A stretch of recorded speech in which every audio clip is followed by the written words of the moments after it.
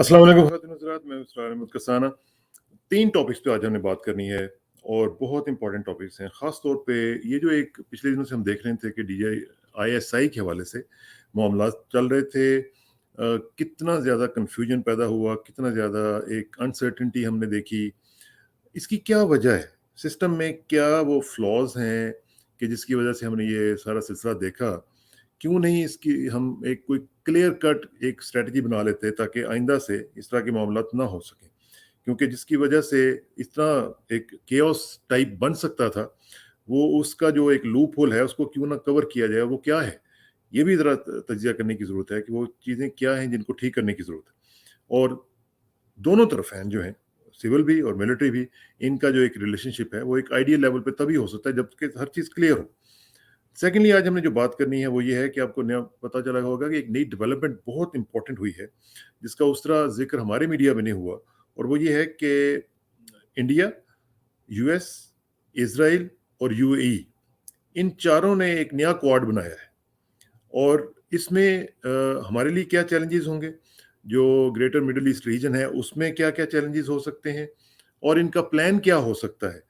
तो क्या एक और क्वाड जो है वो बनने जा रहा है उस लिहाज से जिस तरह के पहले क्वाड मौजूद है, और फिर इसमें अरब्स जो हैं वो शामिल होंगे, तो इसका भी थोड़ा तजिया करेंगे। और साथ साथ हम देखेंगे कि अभी आपने देखा कि खबरें आई थी कि हाइपरसोनिक मिसाइल का तजुर्बा हुआ है चाइना की तरफ से, और वो बहुत इंपॉर्टेंट है और अमरीका उसको बहुत इंपॉर्टेंस दे रहा है।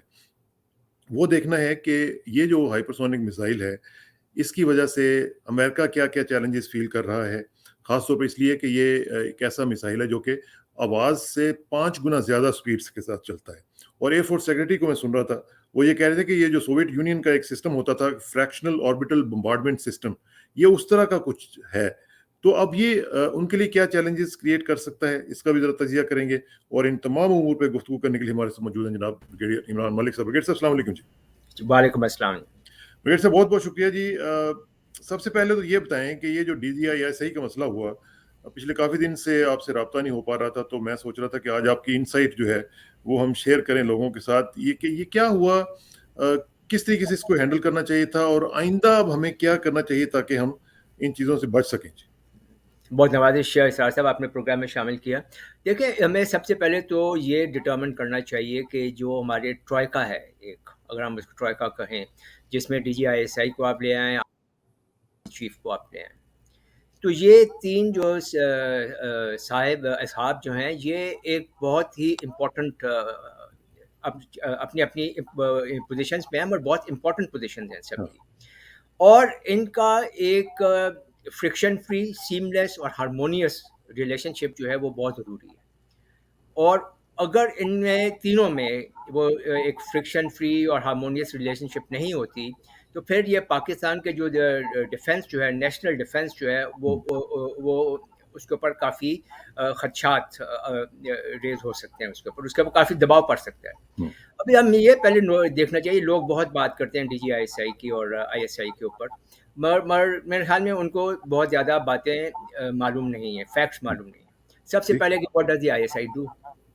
आईएसआई का क्या काम है? हाँ, आईएसआई को पाकिस्तान को जितने भी फ्यूचर थ्रेट्स हो सकती हैं अगले चंद सालों में, वो उन थ्रेट्स को डिटरमिन करती है ठीक। और बताते हैं कि वो थ्रेट्स कौन-सी हैं, कहाँ से हैं, क्या नौइयत है उन थ्रेट्स की, और वो किस टाइम फ्रेम में हमारे खिलाफ लागू हो सकती हैं या हम अमल पैरा हो सकती हैं। अब वो जो अपनी थ्रेट असेसमेंट्स देते हैं, वो आती हैं मिलिट्री में, जॉइंट सर्विस हेडक्वार्टर्स में जाएँगी, तमाम सर्विस हेडक्वार्टर्स में जाएँगी, और उनको मद्देनज़र रखते हुए तमाम जॉइंट स्ट्रैटेजीज़ बनेंगी और लैंड, एयर, सी और मैरीटाइम स्ट्रैटेजीज़ बनती हैं, और फिर ऑपरेशनल स्ट्रैटेजीज़ बनती हैं उसके ऊपर, आपके ऑपरेशनल प्लान उसके ऊपर बनते हैं। तो इसलिए लाज़मी ये है कि जो भी शख्स डीजीआईएसआई की पोज़ीशन में जाए, वो इतना काबिल हो, इतना कॉम्पिटेंट हो कि उसको इस बात का इदराक हो कि उसका काम क्या है, उसकी इम्पोर्टेंस क्या है और उसने किस तरह से उसको पाया तकमील तक पहुँचाना है। तो ये तो एक बहुत एक काम मैंने बताया डीजीआईएसआई का, इसके अलावा भी इसके बेशुमार काम हैं। ठीक। अब अगर आप एक इनकॉम्पिटेंट आदमी वहाँ पे बैठा देते हैं, या ऐसे एक आदमी जो कि پروفیشنل وجوہات کے علاوہ وہاں پہ آپ بٹھاتے ہیں تو ظاہری بات ہے کہ یہ سارا پروسیس جو ہے یہ خراب ہو جائے گا. اور اگر اس کو اتنا اس بات کا ادراک ہی نہیں ہے کہ اس کے ٹاسک کیا ہے اور اس نے ٹاسک کیسے کرنا ہے تو ظاہری بات ہے ایشوز کریٹ ہوں گے.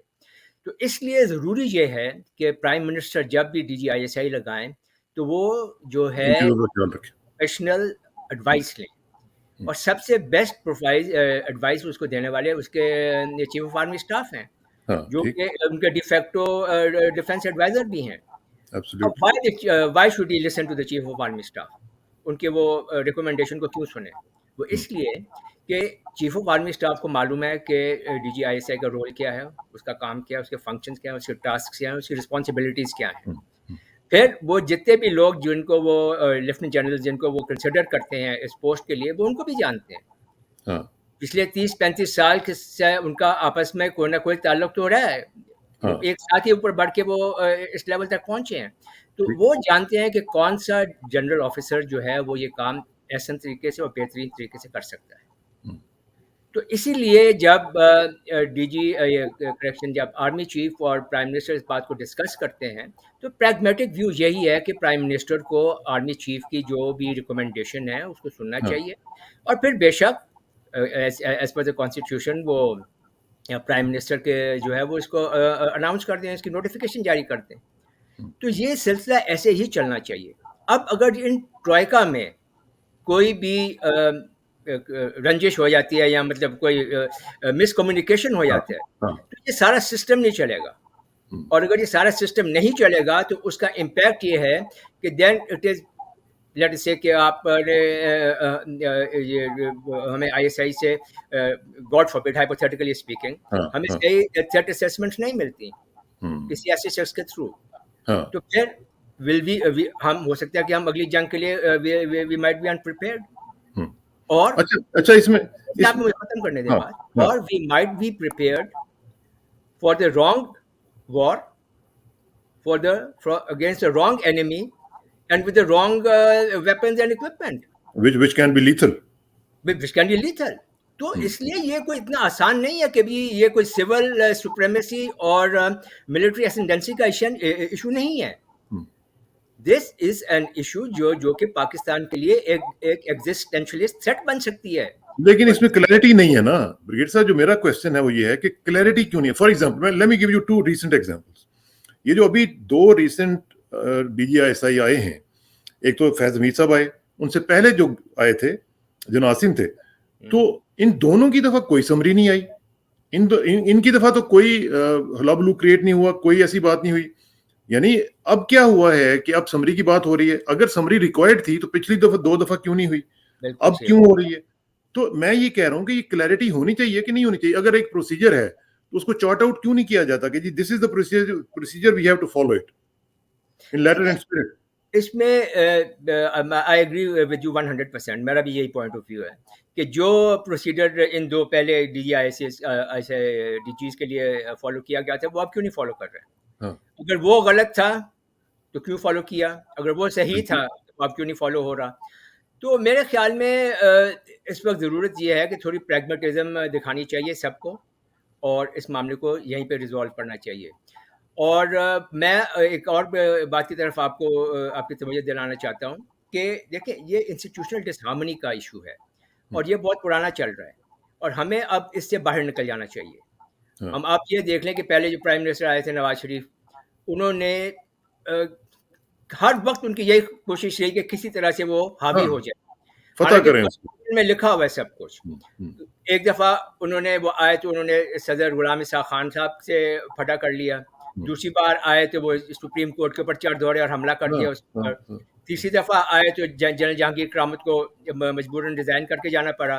چوتھی دفعہ آئے تو وہ جو ان کا بات انہوں نے آرمی چیف لگایا تو پھر جنرل پرویز مشرف کے ساتھ کی نہیں بنی.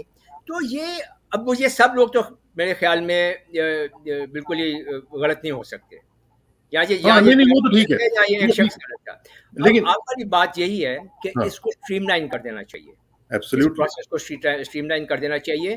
مگر میری بات جیسے بھی کرنا چاہیں, لیٹ سے کہ سمری جاتی ہے, प्राइम मिनिस्टर उसको इंटरव्यू करते हैं, whatever they mutually sector, agreed कुछ भी हो सकता है. कुछ भी, एनी एग्रीड हाँ, हाँ, प्रोसेस. बट बिल्कुल. माय पॉइंट इज कि the recommendation, the advice of the chief of army staff is a must. अभी ठीक. अगर ये इंटरव्यू करते हैं तो क्या क्या क्या इंटरव्यू करेंगे प्राइम मिनिस्टर, क्या हाँ, सवाल पूछेंगे? Will that be a question on his professional knowledge, हाँ, on professional task? तो वो फिर जो भी सवाल ये करेगा उसको खुद इतनी नॉलेज होनी चाहिए इस प्रोफेशन की, या फिर खुदा न खास्ते ऐसा तो नहीं है कि वो उसकी लॉयल्टी चेक करना चाहते हैं समरी बुलाकर और उनमें से. तो लॉयल्टी तो ये उस लेवल के जो ऑफिसर्स हैं उनकी तो पाकिस्तान के साथ है, और पाकिस्तान के साथ है, सर्विसेज के साथ है, बाय ऑल ठीक. मींस लेकिन प्राइम मिनिस्टर के साथ भी हो सकती है. लेकिन इसमें एक और पॉइंट मैं आपको just for food for thought, क्योंकि मैं ये सोच रहा था कि जिस तरीके से अभी हम देखते हैं कि जी ये प्राइम मिनिस्टर को रिपोर्ट करते हैं DGISI, ठीक है जी. अब मुझे इस चीज की भी समझ नहीं आती कि व्हाई द प्राइम मिनिस्टर, अगर DGISI has to be the lieutenant general, ठीक है जी, मुझे उसकी भी समझ नहीं आती. अगर वो lieutenant general, serving lieutenant general है, तो then he should report to the chief, Y to the prime minister. अच्छा, अब अगर वो एक ऐसा इंटेलिजेंस इदारा है तो उसमें why the lieutenant general then, और सर्विंग लेफ्टिनेंट जनरल. अब हम बाकी जगहों पे देखते हैं कि वहां पे जो बाकी इदारे हैं दुनिया में, उसमें जरूरी नहीं होता क्योंकि लेफ्टिनेंट जनरल सर्विंग वहां पे बैठा हुआ हो, वो भी इंटेलिजेंस के ऊपर. और फिर स्पेशली इन दोज केसेस के जहां पे ऐसे लेफ्टिनेंट जनरल जिनका इंटेलिजेंस का शायद कोई बैकग्राउंड ना हो, तो फिर ये भी एक डाइकोटमी है कि आप प्राइम मिनिस्टर को ऊपर क्यों रखते हैं. He should report directly to the chief, और बस दैट्स इट. चीफ जिसको अपॉइंट करे. इसमें दो तीन आपने बातें कर दी. एक तो पहली बात यह है कि बाकी जितने भी ममालिक हैं, फॉर एग्जांपल आप USA की कोई बात करते हैं या CIA को देख लेना. UK की बात करते हैं, हाँ, उनका सिस्टम और है. वहाँ पे वेल डेवलप्ड डेमोक्रेसीज हैं, वहाँ पे वेल डेवलप्ड सिस्टम्स हैं. हमारे यहाँ ना तो वेल डेवलप्ड किसी भी डेमोक्रेसी तो खैर है ही नहीं, और ना ही कोई सिस्टम्स हैं हमारे पास. तो हम अभी we can't compare apples and oranges. उनका सिस्टम हम उठा के यहाँ पर नहीं ला सकते. अगर ऐसी बात है तो फिर अमेरिका और UK की जब हम बात करते हैं या किसी और मुल्क की बात करते हैं, तो वहाँ पे फिर करप्ट पॉलिटिकल लीडर्स भी नहीं पनप सकते. हाँ, नहीं हो सकता. नहीं हो सकता ना. तो then we can't pick and choose कि जी खाली ISI या लेकिन अपने सिस्टम को तो बेहतर बना सकते हैं ना. अपने सिस्टम को तो बेहतर बना सकते हैं कि नहीं कर सकते. I agree with your point here कि इस प्रोसेस को स्ट्रीमलाइन कर देना चाहिए, और ऐसा हो जो कि जो ट्राइका जो है उनका जो जो जो काम है, रिलेशनशिप जो है, that has to be absolutely seamless. मैं इसको देखना, हमने सीमलेस का वर्ड यूज किया. सीमलेस बनाने के लिए जरूरी है कि किसी आउटसाइड इन्फ्लुएंस से बचा जाए. In this case the prime minister. अगर देखें ना, ये प्राइम मिनिस्टर बाकी पोस्टिंग्स के ऊपर क्यों नहीं फटा पड़ा, सिर्फ फटा पड़ा है तो DGI के ऊपर पड़ा है ना. तो अगर ये भी ना हो, ये भी अगर चीफ अगर अपॉइंट करे फॉर नाउ, मतलब अगर सिस्टम को देखते हुए मैं ये कह रहा हूं, जिस तरह आपने कहा कि बाकी डेमोक्रेसीज के साथ एप्पल एंड ऑरेंजेस ना करें, तो कम से कम ये तो हो सकता है ना कि just to remove this seamless, ये जो आपने बात की है कि इस तरह की मिसअंडरस्टैंडिंग्स को रिमूव करने के लिए chief should appoint the DGISI, and then obviously sign prime minister कर दे. That's it. I agree with you. I think कि होना भी यही चाहिए. इसमें कोई इस किस्म की मतलब रंजिश वाली बात नहीं होनी चाहिए. हाँ, बिल्कुल नहीं होनी चाहिए. आप या देखें अभी जो इस वक्त हो रहा है, ये तो वही काम हो रहा है जो कि कैरी लूगर बिल के वक्त हुआ था. एब्सोल्युटली. कैरी लूगर बिल के तहत तो वो ये चाह रहे थे कि जो full colonel and equivalent in the appointment से, हाँ, उसके ऊपर जितनी प्रमोशन है वो ये लोग करें. वो ये लोग करें. तो ये तो फौज को और आर्मी, एयरफोर्स, नेवी को ये तो पंजाब पुलिस बना देते कि जिसको थानेदार लगाना है उसको लगा दिया, जिसको नहीं लगाना उसको नहीं लगाना. तो फिर आप इससे एग्री करते हैं कि DGISI should be appointed by the chief? मतलब this has to be decided between the chief and the prime minister. Maybe let us take it to the parliament. Let the parliament decide that. नहीं तो sir, why only one appointment to the parliament? देखें ना, DGISI में कौन सी ऐसी चीज है खास जिसके ऊपर पार्लियामेंट को भी लिया जाए, जिसके ऊपर बाकी अपॉइंटमेंट्स भी तो बड़ी क्रिटिकल है ना जी. हाँ, बात आपकी बिल्कुल सही है. उसमें ये है कि ये सिलसिला चल रहा है, दिस इज ट्रेडिशनल, ये पहले से चलता आ रहा सिस्टम है. پہلے سے کبھی بھی کسی پرائم منسٹر نے انٹروین نہیں کیا کہ کوئی کون آفیسر جو ہے اس کو فلاں جگہ پہ آپ کورٹ کمانڈر لگا دیں. یہ تو وہ کیری لوگٹ بل والی بات ہو گئی نا. ابھی آپ جو بات کر رہے ہیں کہ لیفٹنٹ جنرل ہی کیوں ہو, سرونگ لیفٹنٹ جنرل کیوں ہو, تو یہ کوشش بھی ایک دفعہ پیپلز پارٹی کی گورنمنٹ کر چکی ہے. کلو صاحب آئے تھے نا. نو, ایک دفعہ کلو صاحب والی ایک بات ہے, ایک دفعہ جنرل بٹ والی بات ہے.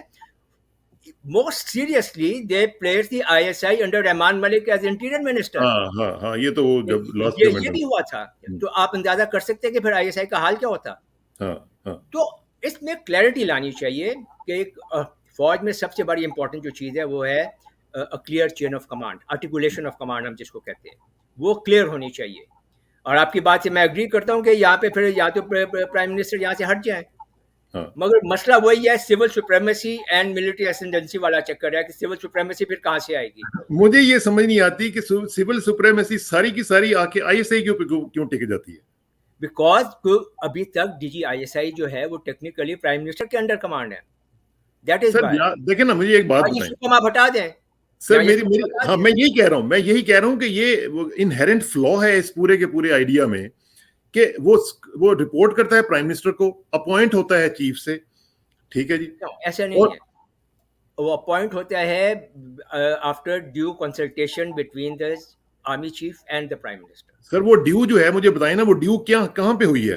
پچھلی دونوں جو میں نے اپوائنٹمنٹس کی مثالیں آپ کو دی ہیں, وہاں پہ کون سی ڈیو کنسلٹیشن ہوئی تھی؟ نہیں, اس میں ایسا نہیں ہے, وہ تو they can sit across the table and discuss it. وہ تو اس میں ایسی تو وہ فارمل تو نہیں ہے نا سر, وہ فارمل تو نہیں ہے ڈنر پہ بیٹھ کے یا لنچ پہ بیٹھ کے اپنی گپ شپ لگا لی. نہیں, ایسے نہیں ہوتا, یہ تو کوئی طریقہ نہیں, اتنا بھی انفارمل نہیں ہوتا.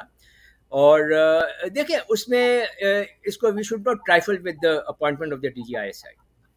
یہ بہت زیادہ امپورٹنٹ ایک ایشو ہے. آپ مجھے یہ لگ رہا ہے ایک maybe you might agree with me کہ ہمارے آس پاس دیکھیں ابھی سب کچھ کیا ہوا ہے. ابھی 2 مہینے ہوئے نہیں ہیں کہ آپ کی انٹیلیجنس سروسز نے ایک تو یہ یقین کیا ہے کہ یہاں سے امریکہ نکل جائے آپ کے علاقے میں سے, اور دوسرا یہ کہ افغانستان میں ایک اینٹی پاکستان گورنمنٹ نہ ہو. یہ 2 بہت بڑی اچیومنٹس ہیں. کیا جو ابھی سب کچھ یہ جو سب بندوقیں اور توپیں چل رہی ہیں ہماری ISI کے اوپر, کیا جو اس کا تو شاخ سانحہ نہیں ہے؟ ہمیں یہ بھی دیکھنا چاہیے. 1 نمبر 2 ہمیں یہ دیکھنا چاہیے کہ is it fake news, is it mis اور ڈس انفارمیشن. اگر جو بھی یہ بات چیت کر رہے ہیں کہ فلاں نے یہ کہا مجھے یہاں لگا دیں, فلاں نے یہ کہا مجھے وہاں لگا دیں, کیا اس کا کوئی ثبوت ہے؟ Has anyone come up with the irrefutable evidence on this? تو یہ I think as Pakistanis we must all stand up in support of our own military and our own intelligence agencies. لیکن سر ہمیں ایز اے پاکستانی یہ بھی سوچنا پڑے گا کہ جو ہمارے انسٹیٹیوشنز ہیں ان کے اندر جو فلاز ہیں جن کی وجہ سے یہ چیزیں باہر والے بھی کر سکتے ہیں, ان کو بھی ہمیں برج کرنا پڑے گا کہ نہیں کرنا پڑے گا؟ بالکل کرنا پڑے گا. اور میرے خیال میں یہ سسٹم جو ہے اس کو اسٹریم لائن کرے, اور اگر if the civil government feels it should be given to the military, تو I think that will be a much better solution. یہ بالکل ہونا چاہیے. اور اس میں اور سب سے بڑی بات یہ ہے کہ جو بھی تھریٹ اسسمنٹ آتی ہے ISI کی طرف سے, اس کا بلک تو فیس آرمی نے کرنا ہے, because army is your predominant service in the military. اور اسی لیے اس تھریٹ کو سمجھنے میں اور اس کو کنوے کرنے میں اسی لیے عام طور پہ وہ ایک سرونگ لیفٹنٹ جنرل جو ہے اس کو وہ DG ISI لگاتے ہیں. Then serving lieutenant general has his own clout. Lieutenant general کلو لگا دیا تھے, وہ ریٹائرڈ تھے, تو کیا ہوا تھا؟ تو اس طرح سے ہمیں اس کے ساتھ پالیٹکس نہیں کرنی چاہیے ISI کے ساتھ. I think it is far too important, far too sensitive institution کہ وی کی ناٹ ٹرائفل ود اٹ. اور ہمیں آئی ایگری ود یو کہ اس کا ایک جو بھی ایک پروسیجر ہے اس کو بنائیں, اس کو فارملائز کریں, کانسٹیٹیوشن کا حصہ بنانا ہے, جو بھی جیسے بھی کرنا ہے. بالکل ٹھیک. It should be written and implemented in letter and spirit. Letter and spirit. اور اس کا جو بھی پولیٹیکل انٹرفیئرنس جو ہے وہ بالکل ختم ہونی چاہیے. اور خاص طور پہ ایسی پولیٹیکل انٹرفیئرنس جو کہ گراؤنڈ ریالٹیز کے اوپر بیسڈ نہ ہو, اور جو خاص طور پر ہم کئی بہت ہی کوئی اسپریچول قسم کے کام کر رہے ہیں اس میں کوئی رول نہیں ہے. ہاں یہ بھی ایک اور فیکٹر ہے, چلیں اس پہ نہیں ہم بات کرتے, لیکن یہ ہے کہ یہ چیزیں میٹر کرتی ہیں اور ہمارے سسٹم میں اس طرح کرتی رہی ہیں, کیونکہ ہم لوگ چونکہ پروفیشنل لوگ تو ہیں نہیں, اس لیے ہمارے پرائم منسٹرز بھی اس طرح کے کام کرتے رہے جو کہ بالکل ہی, میں اب کیا بتاؤں آپ. Let me wind this part of your discussion up by saying کہ ایک تو یہ جو ٹرائکا جو ہے, this is a very important troika, جو DGISI Prime Minister and the Chief of Army Staff, and they must work as a team, well oiled machine. اس میں کوئی فرکشن نہیں ہونی چاہیے. اور جو اگر ابھی یہ ایشو اٹھایا, اور کیوں اٹھایا گیا, سب سے پہلی بات تو یہ کہ کیوں اٹھایا گیا ہے. اگر یہ ایشو اٹھا ہے اور کچھ سو کالڈ پولیٹیکل پرسنالٹیز نے یہ بھی کہا کہ DGISI کو بائی نیم کہا کہ آپ استعفیٰ دیں, مطلب اس قسم کی ابھی ہمارا لیول آ گیا ہے ڈومیسٹک پالیٹکس کا کہ انسان حیران رہ جاتا ہے کہ اپنی ذاتی مفادات کے لیے وہ ملک کو بھی داؤ پہ لگانے سے گریز نہیں کرتے. بہرحال ان میں ٹیم ورک ہونا چاہیے. The captain is the prime minister, he should ensure a happy team, a well oiled machine جو کہ یہ کام چلائے.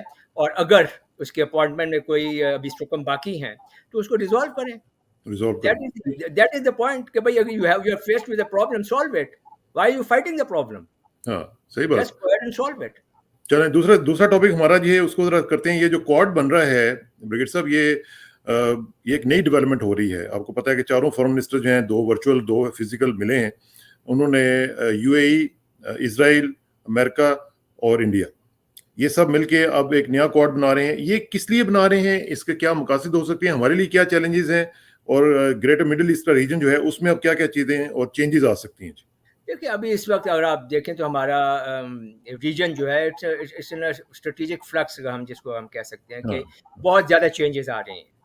اور اگر ہم یہ پچھلے چند مہینوں کا, سالوں کا بھی نہیں, چند مہینوں کا اگر ہم احاطہ کریں تو اب یہ دیکھ لیں کہ امریکہ اپنے تمام الائز کے ساتھ اس علاقے سے نکل کر جا چکا ہے. جو ان کی ایک سپورٹڈ افغان گورنمنٹ تھی وہ بھی دم دبا کر بھاگ گئے ہیں یہاں سے, اور ایک نیا پولیٹیکل سیٹ اپ وہاں پہ آ گیا ہے افغانستان کے اندر. اور یہ ایک اسپیکٹ ہے. دوسرا اسپیکٹ یہ ہے کہ امریکہ اور ان کے الائز سے جانے سے جہاں پر ایک ویکیوم کریٹ ہو گیا ہے جس کے اندر رشیا اور چائنا جو ہیں وہ بہت صورت کے ساتھ انگریس کر رہے ہیں. چائنا تو پہلے سے ہی پاکستان کے اندر موجود تھا, ساؤتھ ایشیا میں موجود تھا, اب رشیا کے لیے بھی راستے کھلتے چلے جا رہے ہیں. اور جیسے ہی افغانستان سیٹل ڈاؤن ہو جاتا ہے, اسٹیبلائز ہو جاتا ہے, تو میرے خیال میں یہ ایک بہت وائبل اور ایک بہت کیا کہنا چاہیے انرجیٹک ریجن بن جائے گا جہاں پہ اکنامک جو ڈیولپمنٹ جو ہے وہ بہت تیزی سے آئے گی. اب اگر ہم چائنا کو خالی لیں یہاں پر اور اس کے BRI اور CPEC کے پروگرامز کو لیں تو اس کا اگلا ہدف ہے کہ وہ ایران میں جائے گا جس کے ساتھ اس کی ڈیل پہلے ہو چکی ہے, اور ایران تک پہنچنے کے بعد ان کا ارادہ یہ ہے کہ وہ گریٹر مڈل ایسٹ ریجن کو, افریقہ کو, اور میڈیٹرینین سے ہوتے ہوئے یورپ تک کو وہ اپنا جو اسفیئر آف انفلوئنس ہے وہاں تک پھیلائیں. اب امریکہ نے یہ تو دیکھ لیا ہے کہ وہ ساؤتھ سینٹرل ایشین ریجن سے وہ باہر ہو گیا ہے, یہاں پہ ابھی اس کا کوئی فٹ پرنٹ نہیں ہے, کوئی موجودگی نہیں ہے. اور یہاں پر اب اس کو یہ بھی نظر آ رہا ہے کہ چائنا اور رشیا جو ہیں وہ یہاں پر کافی حد تک اپنا انفلوئنس کریٹ کر رہے ہیں. اب ان کو بلاک کرنے کے لیے انہوں نے یہ نیا ایک الائنس تو نہیں کہنا چاہیے, ایک گروپ بنا لیا ہے جس میں یونائٹڈ اسٹیٹس اس کو لیڈ کرے گا, اسرائیل جو کہ مڈل ایسٹ کی سب سے طاقتور ملٹری ہے ان کے پاس, اور پھر انڈیا اور UAE عربس بھی ابھی اس میں شامل ہو گئے ہیں. اور یہ مل کر اب ان کی جو میرے نزدیک سمجھ میں یہ آتی ہے وہ یہ ہے کہ اب یہ کوشش یہ کریں گے کہ BRI جو ہے وہ ایران تک تو بہرحال اب پہنچ جائے گی تو وہ پرشین گلف کو جا سکے, عربین پیننسولا میں نہ جا سکے, اور وہاں پہ جو عرب ممالک ہیں ان تک اس کا اثر اور رسوخ نہ جائے. اس کے بعد یہی جو BRI جو ہے یہ جائے گی اراؤنڈ عربین پیننسولا ہوتے ہوئے انٹو افریقہ, اور وہاں سے ریڈ سی سے, سویز کنال سے ہوتے ہوئے Mediterranean and into Europe also. تو وہاں تک بھی یہ اس کو بلاک کرنے کی کوشش کریں گے. تو میرے خیال میں یہ گروپنگ جو آگے آ رہی ہے اس کا جو ابھی تھوڑا بہت پتہ لگا وہ یہی ہے کہ بنیادی طور پر تو یہ ایک اکنامک گروپنگ ہے, مگر انہوں نے اس بات کو خارج از امکان نہیں کیا کہ ہم باقی اور معاملات میں بھی ہم مشاورت کریں گے اور کوآپریٹ کر سکتے ہیں. تو یہ ابھی اب یہ دیکھنا کہ امریکہ ابھی ہر طرح سے چائنا کو کاؤنٹر کرنے کی کوشش کر رہا ہے. آپ یہ دیکھیں کہ Pacific Indo Pacific ocean region میں آپ کہہ لیں وہاں پر اس نے کوڈ بنایا ہے، اور وہاں کے جو چیزہ ممالک ہیں ان کو اس نے ایک اسٹریٹجک الائنس تو نہیں کہنا چاہیے، ایک گروپ بنا لیا ہے جو جس کو وہ استعمال کرے گا کہ چائنا کے انفلوئنس کو روکا جائے. ساؤتھ ایشیا میں اس نے انڈیا کو اپنے ساتھ ملا لیا ہے، اور وہ چاہ رہے ہیں کہ چائنا کا جو موومنٹ ہے یا انگریس ہے into Pakistan into South Asia اس کو بلاک کرے. اب اس کے بعد ان کو یہ بھی معلوم ہے کہ بی آر آئی نے مڈل ایسٹ کے اندر جانا ہے اور پھر آگے یورپ تک جانا ہے، افریقہ تک جانا ہے. اس کو بلاک کرنے کے لیے اب ایک نئی اور گروپنگ سامنے آ گئی ہے، تو اب اس کو کریں گے. اب دیکھنا ہے کہ ان کو وہ چائنا کو یہ اکنامک میجرز کے ساتھ روک سکتے ہیں کہ یہاں آئندہ اگر یہی گروپنگ جو ہے یہ کوئی ملٹری ڈائمنشن اس کا بن سکتا ہے. اور یہ بہت امپورٹنٹ بات اس لیے ہے کہ اگر چائنا ایران تک پہنچ جاتا ہے تو پرشین گلف کے اندر اس کی پوزیشن پرشین گلف کے کوسٹ کے اوپر وہ ہوگا، مکران کوسٹ کے اوپر ہوگا، اپ ٹو انڈیا، بالکل کراچی سے پورٹ قاسم سے ہوتا ہوا ہندوستان کی بارڈر تک جا سکتے ہیں. اگر یہاں پہ اس کی ملٹری پریزنس آ جاتی ہے تو ظاہری بات ہے کہ پھر امریکہ کو اور عربوں کو بہت زیادہ اس سے خائف ہونا پڑے گا، اور اس کے خلاف وہ ڈیفینیٹلی اس کو پریمپٹ کرنے کی کوشش کریں گے. تو ایک یہ بھی اس کا اسپیکٹ ہے. اور ایک آخری اسپیکٹ اس کا میں مینشن کر دوں جو میرے نزدیک ہے کہ انڈیا جو ہے وہ اب مکمل طور پر امریکہ کے ٹریپ میں آتا جا رہا ہے. جیسے ہم نے بات کی کوڈ میں شامل ہے، ادھر لائن آف فیکچر کنٹرول اور جو زمینی بارڈر ہے اس پہ بھی اس کی مٹ بھیڑ چائنا سے ہو رہی ہے، وہاں پہ بھی وہ انگیجڈ ہے. اب وہ مڈل ایسٹ کے اندر بھی انگیج ہو رہا ہے. تو اسٹریٹجک اٹانومی جو ہے وہ گئی، پھر اسٹریٹجک اٹانومی تو میرے خیال میں کافی دیر سے چلی گئی جب سے نریندر مودی آئے. ان کا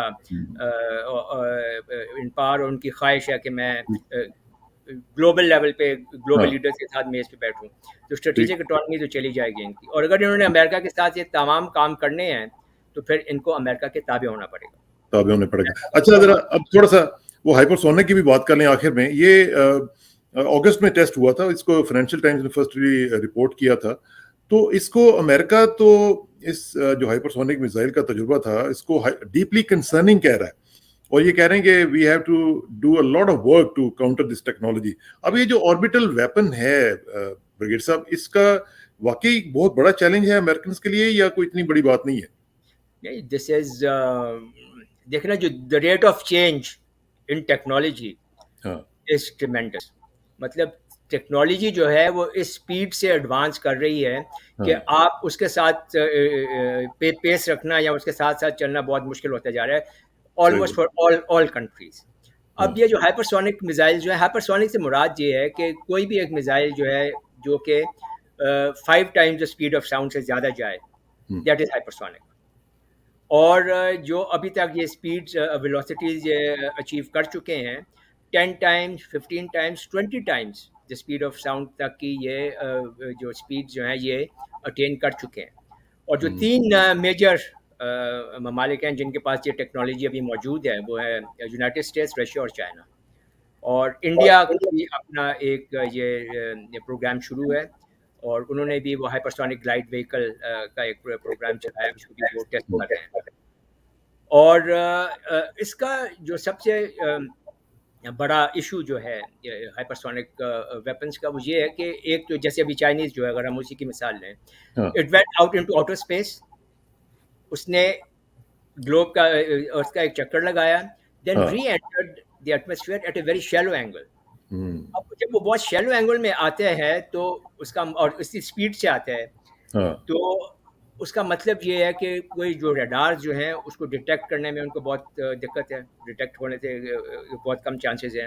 پھر ڈیٹیکٹ ہو گیا تو اس کو ٹریک کرنا اتنی اسپیڈ کے اوپر وہ بہت مشکل ہے، اور اگر ٹریک بھی کر لیا تو پھر اس کو ڈسٹروائے کرنا، نیوٹرلائز کرنا، وہ بہت مشکل کام ہے، کیونکہ اتنی زیادہ اسپیڈ کے اوپر اس کو ڈیٹیکٹ کریں، ٹریک کریں اور شوٹ ڈاؤن کریں، اتنی دیر میں وہ پہنچ جائے گا.